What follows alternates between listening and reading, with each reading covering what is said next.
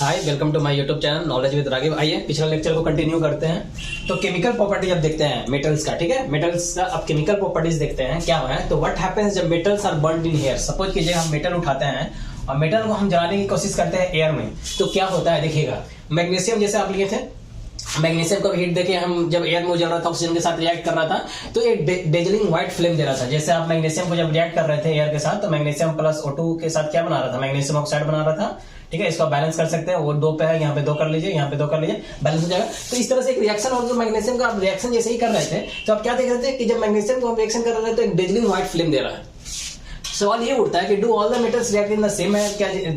जिस तरह से मैग्नीशियम रिएक्ट करके वो मैग्नीशियम ऑक्साइड दिया और व्हाइट फ्लेम दिया, तो क्या सब इसी तरह से इसी मैनर में करेगा रिएक्ट। तो देखिए ऑलमोस्ट ऑल मेटल्स जो होता है क्या करता है, O2 के साथ कंबाइन होता है, यानी एयर में जब उसका रिएक्शन होगा, जब एयर के साथ रिएक्ट करता है तो क्या होगा, एक्चुअली ऑक्सीजन के साथ वो कंबाइन करता है, और जब वो कंबाइन करता है तो एक मेटल का ऑक्साइड बनाता है। यहाँ मेटल का ऑक्साइड बन रहा था ना, मैग्नीशियम ऑक्साइड। उसी तरह से जितना ऑलमोस्ट सारा क्या करता है, एक मेटल का ऑक्साइड बनाता है। और हम लोग पढ़े थे कि मेटल का ऑक्साइड क्या होता है, बेसिक इन नेचर में होता है। ठीक है, जैसे अगर कोई भी हम मेटल का ऑक्साइड लिया, उसको हम लोग हाइड्रोक्लोरिक एसिड से रिएक्ट करवा देते हैं। सपोज यहाँ मेटल का ऑक्साइड लिए, अब ये हाइड्रोक्लोरिक एसिड से आप रिएक्ट करवाइए, तो क्या बनता है, साल्ट प्लस वाटर बनता था। साल्ट प्लस वाटर बनता था।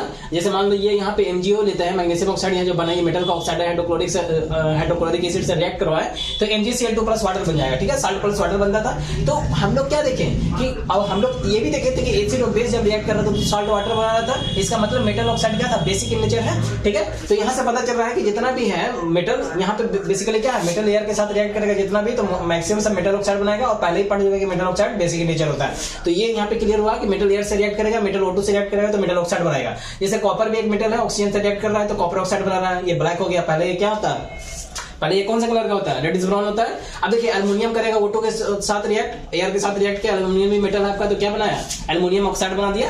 ठीक, अब देखिए सब मेटल ऑक्साइड जैसे कि L2O3 है, ये वाला जो बनाया अभी, ये ZnO है। ठीक है, जिंक का ऑक्साइड, ये क्या करता है कि एसिडिक और बेसिक दोनों दिखाता है। कुछ में देखा गया, जब ये सब आप एक्सपेरिमेंट करके आप देखिएगा तो इसमें क्या देखा गया कि L2O3 और ZnO ये दोनों एसिडिक और बेसिक दोनों अपना नेचर दिखाता है दोनों। तो इसी को हम लोग क्या बोलते हैं कि एम्फोटोरिक ऑक्साइड, यानी एल्युमिनियम का ऑक्साइड या जिंक का ऑक्साइड को हम लोग क्या बोलते हैं, एम्फोटोरिक ऑक्साइड। तो एक्चुअली एम्फोटोरिक ऑक्साइड होता है क्या है कि सच मेटल ऑक्साइड, वैसा मेटल का कोई ऑक्साइड है, जैसे एल्युमिनियम का ऑक्साइड हो गया, मेटल का ही ऑक्साइड है, जिंक मेटल का ही ऑक्साइड है, जिंक ऑक्साइड। तो such metal oxide which react with both acid as well as base to produce salt and water. तो इसको जब एसिड से रिएक्ट करवाइएगा तो भी साल्ट वाटर दे देगा, बेस से भी रिएक्ट करेगा तो भी साल्ट वाटर दे देगा। तो उसी को एम्फोटोरिक ऑक्साइड बोलते हैं। तो एल्युमिनियम का ऑक्साइड और जिंक ऑक्साइड किस कैटेगरी में आएगा, एम्फोटोरिक ऑक्साइड में आएगा। बाकी तो ये नॉर्मल है। ठीक है, ये सब एसिडिक से करेगा, यानी मोस्टली क्या होता है, metal oxide basic in nature होता है, लेकिन ये दोनों होता है जो एसिडिक और बेसिक दोनों के साथ रिएक्ट करता है, तो इसको एम्फोटोरिक ऑक्साइड बोलते हैं, स्पेशल नाम है इसका। ठीक, L2O3 जैसे आप एसिडिक के साथ आप रिएक्ट करवाइए तो LCl3 प्लस वाटर देता है। L2O3 जैसे एल्युमिनियम दोनों ऑक्साइड है, ठीक है, मेटल का ऑक्साइड है, और इसको बेस के साथ भी करवा दिए तो भी दे दिया ये salt plus water, sodium aluminate इसको बोलते हैं, सोडियम एल्युमिनेट प्लस वाटर दे दिया। ठीक, अब इसको बैलेंस करने का था, ये बैलेंस कर दिए। अब देख सकते हैं बैलेंस करने के लिए आपको पढ़ाए थे पिछला वाला क्लास में, जाकर देख सकते हैं केमिकल रिएक्शन वाला में। अब देखिए मोस्ट मेटल ऑक्साइड जो होता है क्या होता है, इनसॉल्युबल होता है। मैक्सिमम मेटल का जो ऑक्साइड जो बनता है ना, वो वाटर में सॉल्युबल नहीं होता, वाटर में डिजॉल्व नहीं करता, उसमें नहीं घुलता है। ठीक है, जैसे अगर सोडियम का ऑक्साइड है, ठीक है, वाटर के साथ आप रिएक्ट करवाते हैं तो ये क्या बनाता है, सोडियम हाइड्रोक्साइड बनाता है। पोटेशियम का ऑक्साइड है, वाटर के साथ रिएक्ट करता है तो पोटेशियम हाइड्रोक्साइड, लेकिन ये क्या है, सॉल्युबल है। ये देखिए अल्कली क्या होता है कि metal oxide which dissolve in water, ये मेटल का ऑक्साइड है, sodium oxide, potassium oxide metal का ऑक्साइड है, ये क्या है, डिजॉल्व हो जाता है वाटर में, तो उसी को हम लोग क्या बोलते हैं, अल्कली। तो कुछ है कि जो हो जाता है और लेकिन मोस्ट क्या होता है, नहीं होता। जैसे कुछ हो जाता है जो, जैसे ये वाला हो जाता है सोडियम का ऑक्साइड, पोटेशियम का ऑक्साइड, ये क्या है, डिजॉल्व हो जाता है। ठीक है, ये एक्वस दिखा दी, एक्वस मतलब क्या है कि वाटर है, सॉल्यूशन में वाटर है। अगर यहाँ Na2 प्लस H2O नहीं लिखना चाहते तो आप डायरेक्ट AQ भी लिख सकते हैं। ठीक है, इस तरह से भी कंफ्यूज नहीं होना आपको। All metal react with O2 at different rate. अब देखिए जैसे अभी हम देखें कि मेटल का हम रिएक्शन हो रहा था एयर के साथ, तो ये सिचुएशन हुआ। तो अब ये जो बन जा रहा है कॉपर का ऑक्साइड, मेटल का ऑक्साइड जो बन जा रहा है फाइनली, तो क्या वो सेम रेट से बन जा रहा है, मान लीजिए हम जैसे रेट उतना ही टाइम कितने टाइम फ्रेम में वो बन जा रहा है, क्या 2 ही सेकंड में रिएक्शन होकर उस तरह से बन जा रहा है, 3 सेकंड में। तो टाइम ऑफ फ्रेम जो है, जो रिएक्ट करने का रेट है वो अलग अलग है। ठीक है, डिफरेंट रेट है, बहुत जल्दी कोई फास्ट हो रहा है, कोई स्लो हो रहा है, कोई मीडियम पेस पे हो रहा है। तो ऑल मेटल रिएक्ट जो करता है O2 से डिफरेंट रेट पे कर रहा है। अभी हम देख रहे हैं मेटल का जब हम बर्न कर रहे हैं एयर में, इसलिए हम O2 का बात कर रहे हैं, एयर में O2 एक्चुअली O2 के साथ ही करता है।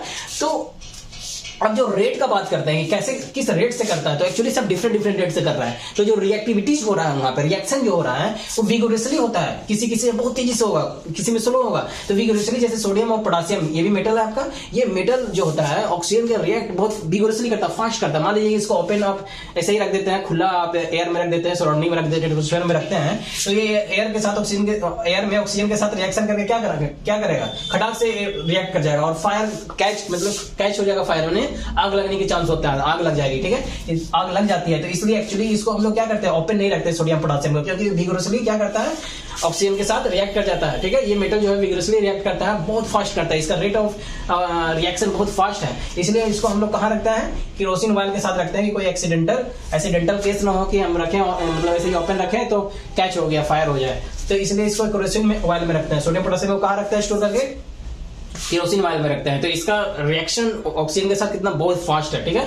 अब देखिए, मान लीजिए सिल्वर है, गोल्ड है, ये क्या करता है कि रिएक्ट ही नहीं करता, don't react with O2 even at high temperature. अगर इसको हम लोग टेम्परेचर भी देते हैं तो भी ये रिएक्ट नहीं करता सिल्वर गोल्ड। इसलिए सिल्वर गोल्ड पे आप देखते होंगे कि ऑक्सीडेशन नहीं होता। ऑक्सीडेशन क्या होता था कि मेटल पे क्या होता था, O2 का लेयर ऑक्सीजन के साथ अटैच करता था तो एक ऑक्साइड बनाता था, तो वो उसी को क्या बोलते हैं हम लोग, उसी को हम लोग बोलते थे कि वहां पे वो क्या हो गया, ऑक्सीडाइज्ड हो गया, ठीक है, ऑक्सीडेशन हो गया उस मेटल का। तो एक्चुअली यहाँ पे क्या हो रहा है कि इसलिए आप देखते होंगे सिल्वर है, गोल्ड है, तो जल्दी O2 के साथ रिएक्ट नहीं करता है, इसलिए जल्दी उसका कलर जो होता है डिस्कलर नहीं होता है, जो कलर रहा है वही कलर बहुत लंबा समय तक रहता है। तो ये इसलिए सिल्वर, और क्योंकि ये चूंकि उसका ऑक्सीडेशन ही नहीं हो रहा, इवन एट हाई टेम्परेचर भी ऑक्सीडेशन नहीं हो रहा, इसलिए ये जो कलर है वो कलर अपना मेंटेन करके रखता है। कॉपर जो होता है एक्टिव होता है आफ्टर हीट। कॉपर जैसे है तो खटाक, जैसे आप सोडियम पोटेशियम का देखे क्या कि खटाक से हो जा रहा है, तुरंत हो जा रहा है, मतलब जैसे ही आप ओपन रख रहे हैं, कोई हीट उठ देने की जरूरत नहीं, खटाक से वो ऑक्सीजन के साथ रिएक्ट करके कैच कर दे। इतना ज्यादा हो रहा है कि रिएक्ट कर रहा है और फायर, आग लग जा रहा है। लेकिन यहाँ पे आप कॉपर में देखिएगा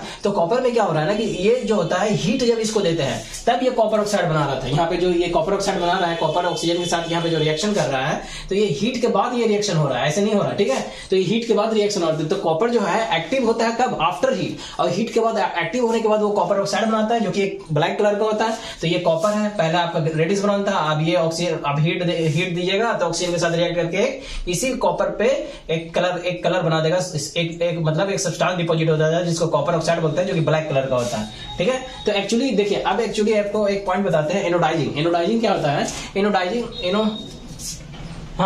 क्या होता है ना कि it is a process of forming a thick oxide layer of aluminium. मान लीजिए कि आप एल्युमिनियम रखे हैं, ठीक है, एल्युमिनियम रखे, जिंक रखे, आप मेटल रखे, मैग्नीशियम वगैरह रखे, तो एक्चुअली क्या होता है ऑक्सीजन के साथ ये रिएक्ट करके, ये क्या बनाता है, एक ऑक्साइड का लेयर बनाता है, डिफरेंट टेम्परेचर पे, कंडीशन के हिसाब से होता है। तो एक्चुअली वो ऑक्सीडाइज हो रहा है, तो ऑक्सीडाइज जो हो रहा होता है, तो ऑक्सीडाइज हो गया तो क्या हुआ, एक तरह से क्रोजन हुआ, उस चीज को धीरे धीरे खत्म करेगा, डिग्रेड करने की कोशिश करेगा। लेकिन एक लेयर अगर बैठ गया यहाँ पे, ठीक है, एक लेयर ऑक्साइड, किसी ऑक्साइड का बना के वो एक लेयर उस मटेरियल पे आ गया, उस मेटल पे आ गया, तो अब ये फर्दर क्रोजन नहीं होगा, जो यहाँ पे चिपका है उसी के साथ क्रोजन होगा। तो अगर हम इसी को और ठीक कर दें कि और बाहर से और ज्यादा फर्दर ना हो, तो इसको प्रिवेंट करने के लिए देखिए, एनोडाइजिंग एक प्रोसेस होता है जिसमें हम क्या करते हैं, थिक ऑक्साइड लेयर बनाते हैं। किस चीज का, एल्युमिनियम का एक थिक ऑक्साइड लेयर जब हम बनाएंगे तो उसी को एनोडाइजिंग बोलते हैं। इसमें आप इसको बनाने के लिए क्या करते हैं, जैसे आप एल्युमिनियम जो है आपका पॉजिटिव है तो एनोड से इसको कनेक्ट करते हैं और इलेक्ट्रोलाइज करवाते हैं। डाइल्यूट H2SO4 हम लोग बताए थे, डाइल्यूट H2SO4 अच्छा गुड कंडक्टर होता है इलेक्ट्रिसिटी का, तो डाइल्यूट H2SO4 यहाँ पे यूज करते हैं। कैसे डाइल्यूट बनाते हैं ये सब बता रखे हैं, पीछे आप जाके देखिएगा। तो ये क्या करता है, तो जब इस तरह से होगा, हीट उठ देते हैं, तो यहाँ पे क्या होगा कि गैस इवॉल्व होगा, ऑक्साइड गैस इवॉल्व होता है। तो वो ऑक्साइड गैस जो होता है वो रिएक्ट करता है एल्युमिनियम के साथ और वो Al2O3 का एक लेयर बना के उसको और डिपॉजिट होगा उस मटेरियल पे, एल्युमिनियम पे, जिससे क्या करता है वो फर्दर वो हेल्प करता है, थिकर करता है, प्रोटेक्टिव लेयर एक बनाता है थिकर, ताकि वो फर्दर क्रोजन ना हो, ठीक है। इसलिए अब देखिए, एक्चुअली हम इसको और एक अच्छा शेप कर सकते हैं, जैसे डाई कर दिए, कलर करके हम एक अट्रैक्टिव फिनिश दे सकते हैं, ठीक है, इस तरह से प्रोसेस करके। तो बेसिकली क्या करते हैं कि फर्दर क्रोजन ना हो, इसलिए हम लोग इस चीज को वो करते हैं, एक लेयर चढ़ाते हैं, ठीक है। लेयर का आएगा गैल्वेनाइजेशन वगैरह, जिंक का किस पे क्या लेयर चढ़ाते हैं, आयरन पे क्या चढ़ाते हैं बताएंगे। देखिए एक्चुअली ये क्या कर रहा है, तो ये रेजिस्टेंस करता है टू फर्दर कोरोजन, यही चीज है। तो यहाँ पे आप क्या चीजें देख रहे हैं, यहाँ पे आप देख रहे हैं कि किस तरह से क्या रिएक्ट कर रहा है। तो एक रिएक्शन, एक रिएक्टिव हम सीरीज आपको बनाएंगे। एक रिएक्टिव सीरीज में कौन ज्यादा हाईली रिएक्टिव है, तो यहाँ तो आप देख रहे हैं सोडियम पोटेशियम।